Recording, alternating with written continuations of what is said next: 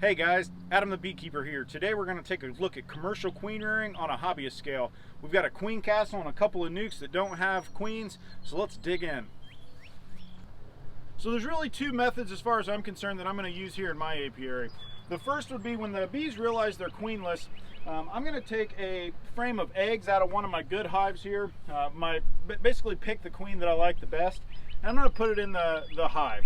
They're going to go ahead, when those eggs hatch into larvae, start feeding them that rich royal jelly diet, and it's called a kind of supersedure cell, so it's that emergency cell that we've talked about, and they're going to go ahead and form some queen cells in there. So what we'll see is that they may form anywhere between 2 to like 15 queen cells on a couple of frames, depending on what it looks like. So we're going to take a look inside of here and see what we've got going on.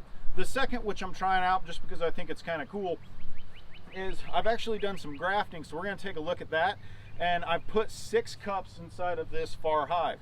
So we're going to look at what grafting is, and what you kind of see in the commercial beekeepers is they say they make better queens because the queen cells are bigger, and it allows more nutrition to be fed to the queens as they're kind of going through that metamorphosis process there. So we're going to take a look at both, and you guys can see what the differences are here. So we've marked our frame so we know which one we put in there with eggs on it. So we're going to take a look at this one to see if we've got any queen cells.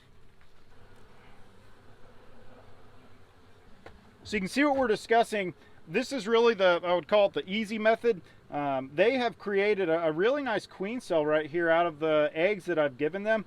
So we've just got one in here that I've seen on this frame, which is, that's okay. We're going to have one really good looking queen that's going to hatch out of here in about 6 days.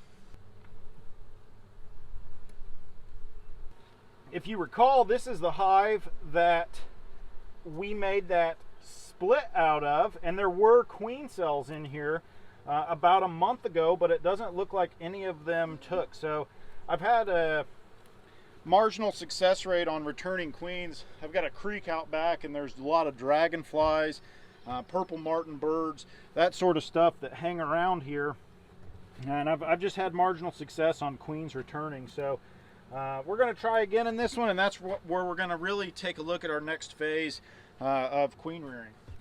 This is our artificial swarm that we created about a month ago. She really filled up the bottom box really nice. There was about 7 frames of egg and brood. So I went ahead and added a second deep last week, and I just wanted to get in and take a look and see how they're building comb. Yeah, excellent. They are working on building out a little bit. So we're going to keep feeding, keep them in that gear to build comb. We want to make sure that this box is really filled out before winter hits. Make sure we've got enough honey stores to keep them through the winter.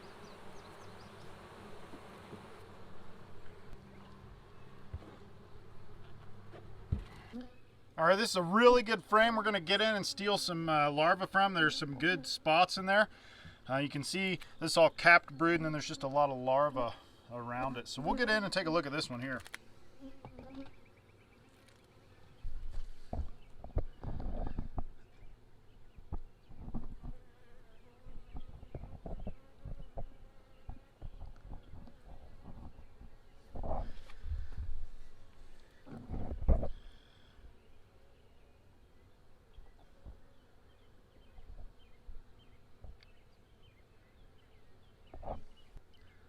So you can see right there is all it is.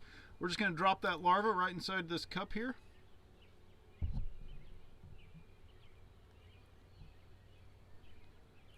And you can see he's in there, so that's one.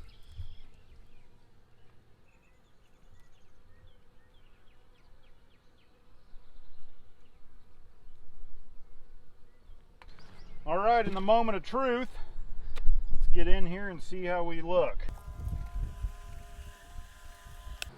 Now, how wild is that?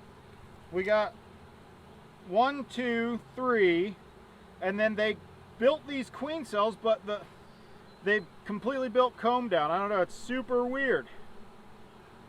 4 good ones here. So let's take a look. We're gonna get all these bees off and take this up to the house.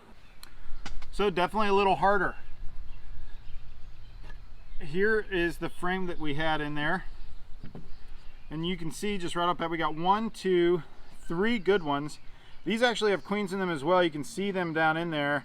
And then this one here just never took, so I'm not sure what happened in this one.